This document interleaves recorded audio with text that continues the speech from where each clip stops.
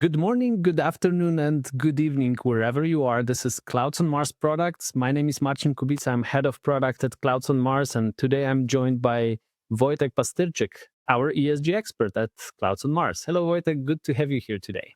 Hello everyone. So, a few words about Clouds on Mars Products. This series is about different challenges that our customers put in front of us, and we have a chance and we have a joy as well to find solutions for those challenges that customers share with us. And we also want to share them with you so you can know what's going on the market, and also you can learn about the way we approach those problems and the solutions that we build.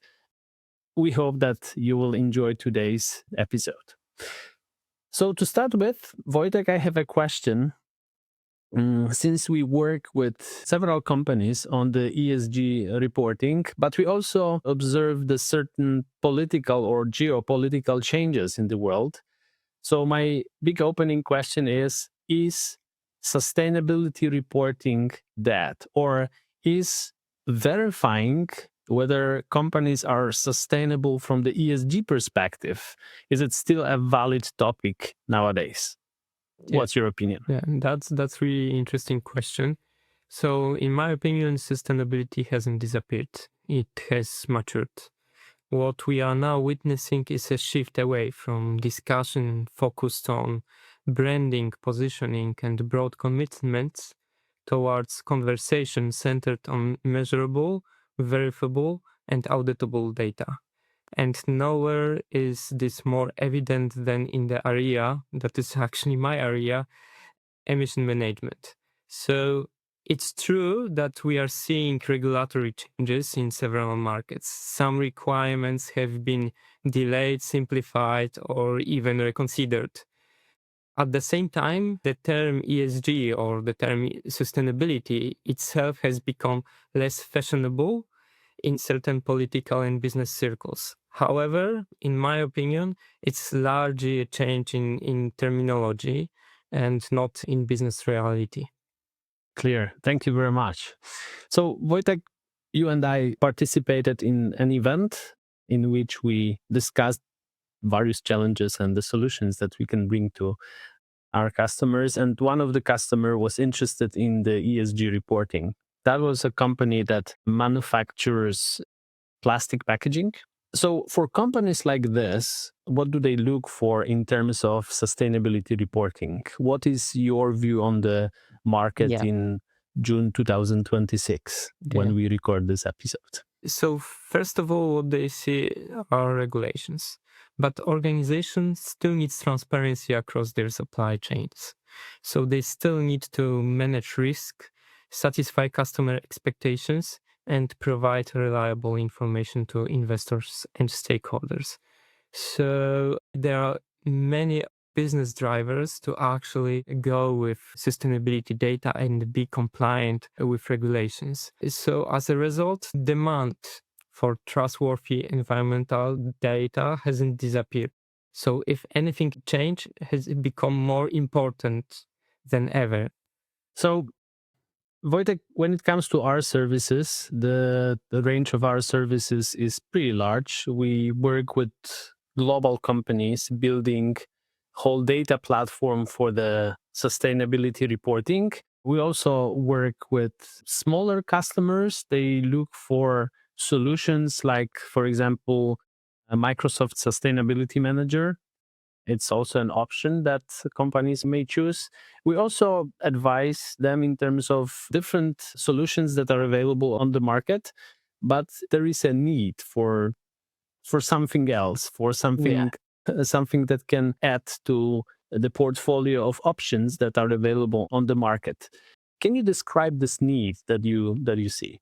Yeah, so over the past few years, the market has been flooded with carbon calculators, reporting platforms, and ESG dashboards. But in my view, the market doesn't need another emission calculator. What it truly needs is better data.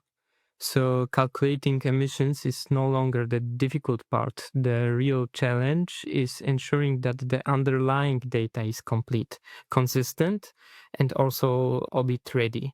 That's why I always emphasize one principle: design the process first and choose the technology second, not the other way around. So even the most sophisticated software cannot solve a data problem if an organization doesn't know where its information comes from, who owns it, or how it is collected.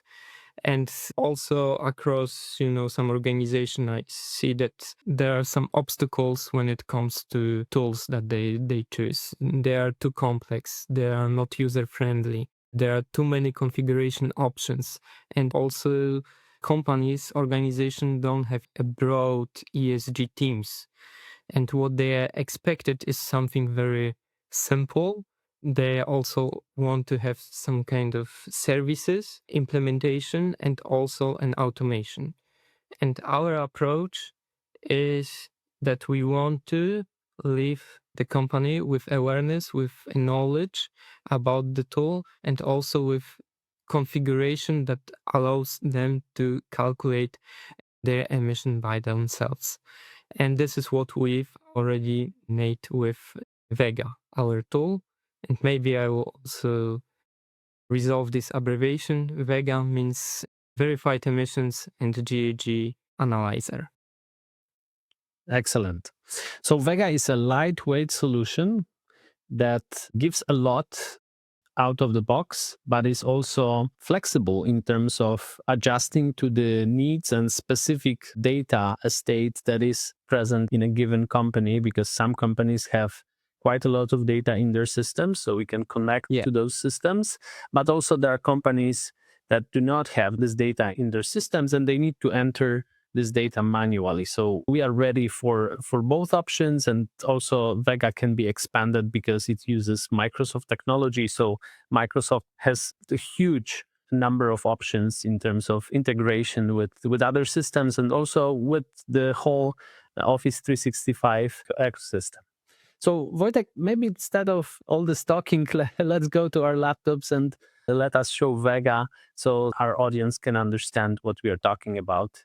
Just a quick reflection on our approach. So before discussing dashboards or reporting frameworks, we start with companies, we start with organization by understanding how they actually operate and what data already exists. And this is what you've already also mentioned, that whether the data sits in ERP systems, in building management platforms, utility meters, we want to connect it directly with these sources whenever it's possible. And we want to minimize manual data entry and maximize the automations. But sometimes there is a need of also, I call it semi-automatically way of collecting data. And on the main screen, we have like two main components: data entry, and the second is dashboards that show scope 1 and 2 emissions.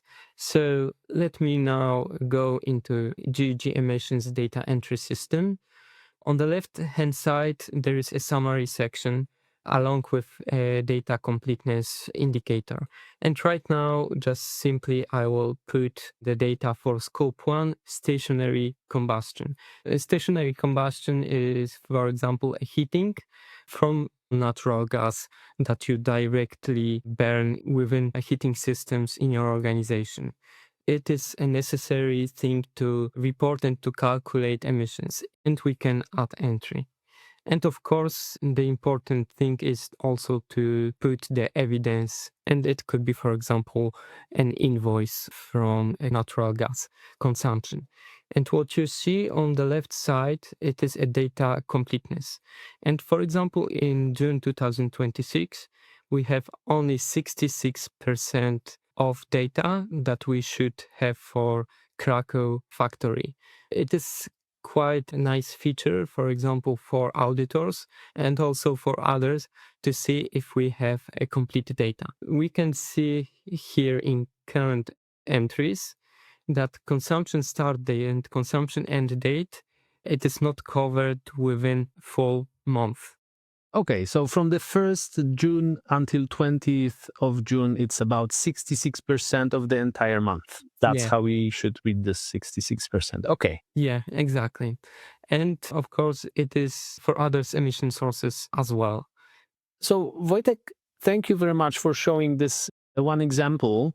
What other elements or what other things can we enter using this data entry tool? We can add some other emission sources. And of course, here we have only scope 1 and 2. But if organization want to, for example, go with scope 3 emissions, it is also possible to do it. The forms can be distributed by responsible individuals across different facilities, departments, or locations, making data collection more structured and manageable. If an organization wants to expand it, as I said, for example, including scope 3 emission, the process for that could be easily extended. So this is exactly this part that we mentioned before. VEGA is flexible, so you can add data sources, and those data sources can be either taken from existing systems, so we can connect to them using API or other technical options to connect to external data sources, but we can also create a form that can be used to enter this data, scope 3 in this case, data. Exactly. And one of the key principles behind our solution is transparency. So all information is stored in centralized location where it can be reviewed, updated, and exported to formats such as Excel or CSV.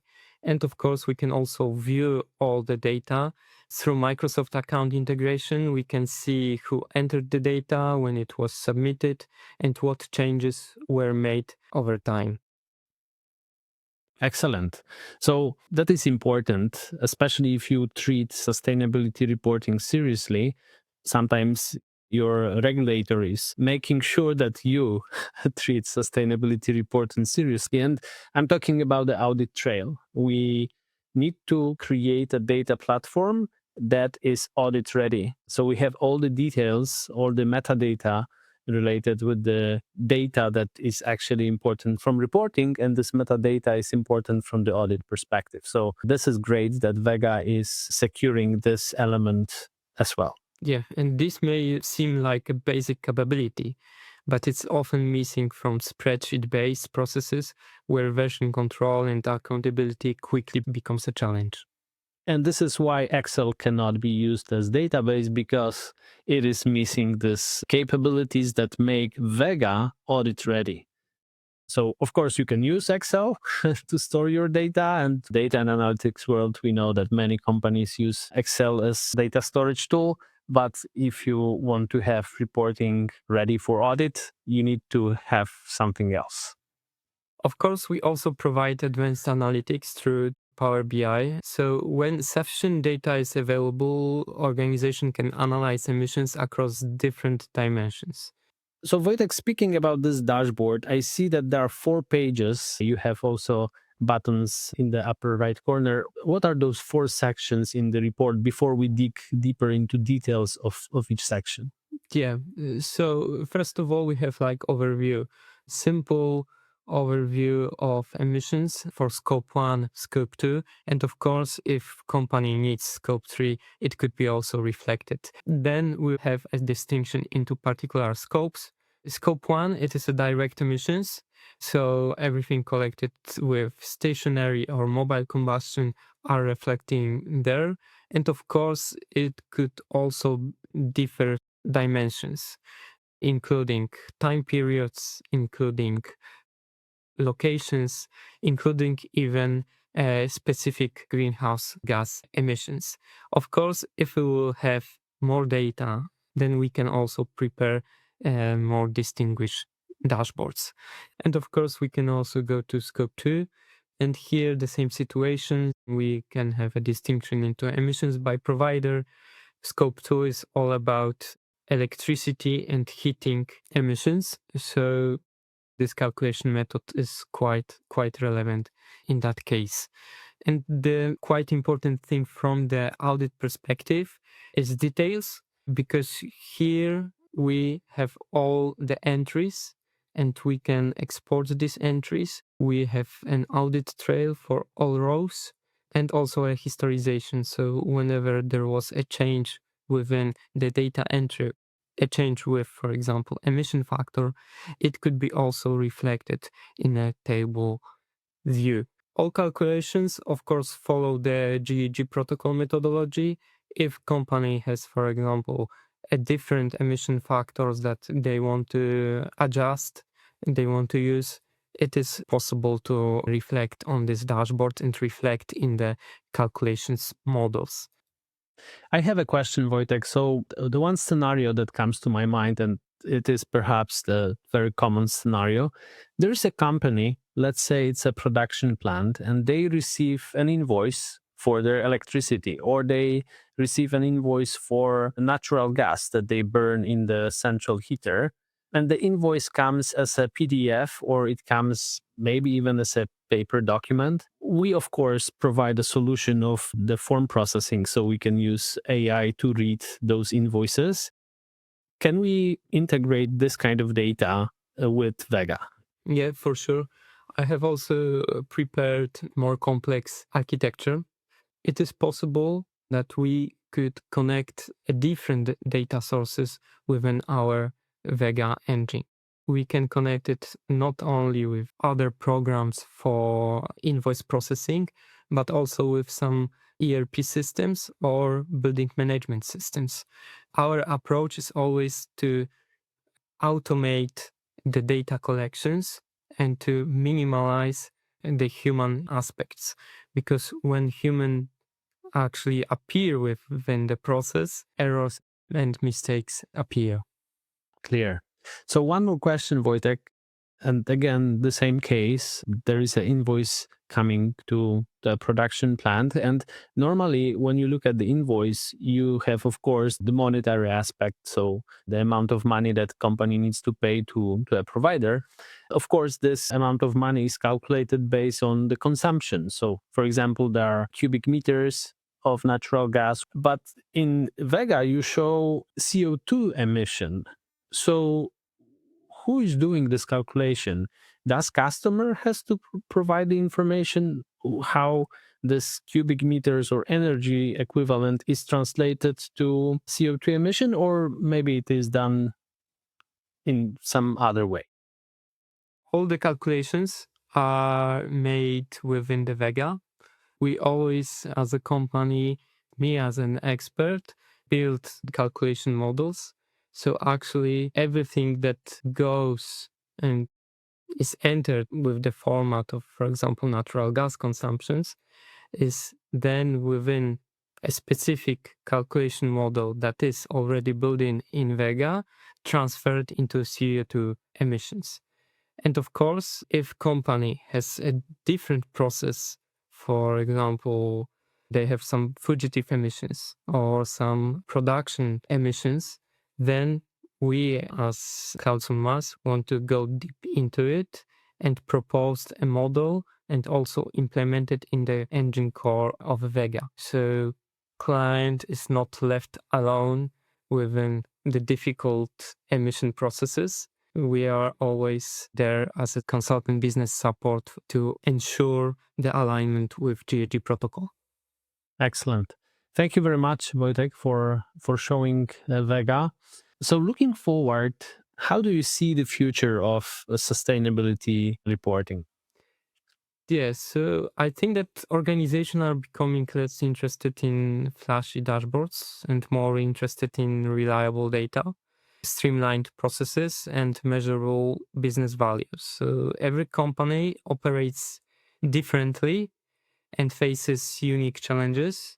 And this is why we built our solution on Microsoft ecosystems, because it's allowing us to adapt quickly to each client's needs, supporting both regulatory compliance and the day-to-day environmental data management. And I think that today companies, when they're thinking about ESG data, they're thinking about day-to-day environmental data management. So backing to the first question, I think ultimately sustainability isn't disappearing. It's evolving from a reporting exercise into a discipline built on data quality. So, to sum up our discussion around VEGA, can you, Wojtek, summarize the benefits of using VEGA? What makes VEGA a good solution among variety of options that are available on the market? I think that the main thing is that it could be very easily adapted to organization needs, and we are ensuring that it will be user friendly, something that is tested and working correctly within the company's challenges. Thank you very much. All right. Thank you, Wojtek, for presenting us VEGA and also the topic of sustainability reporting. Some companies are really deep in details of sustainability reporting. Some companies want to understand better what it is because their customers are asking for this data. Perhaps also some regulatory obligations may come soon. That was Clouds on Mars products. If you have a challenge that you would like to share with us, and if you want us to dig deeper into your challenge and think about a solution, feel free to contact us. You can contact Wojtek in terms of VEGA. He will be happy to organize a session with you to understand your situations and discuss how VEGA can be adjusted to your needs, or maybe we will have to build something else, something more sophisticated. And you can contact me if you have this challenge that you would like to discuss with us. We'll be happy to help with Clouds on Mars team. And there is also Clouds on Mars LinkedIn profile. We invite you to follow. You can also subscribe to our YouTube channel to be notified about upcoming episodes. Thank you very much. Thank you, Wojtek, for today's discussion. Yeah, thank you for your time.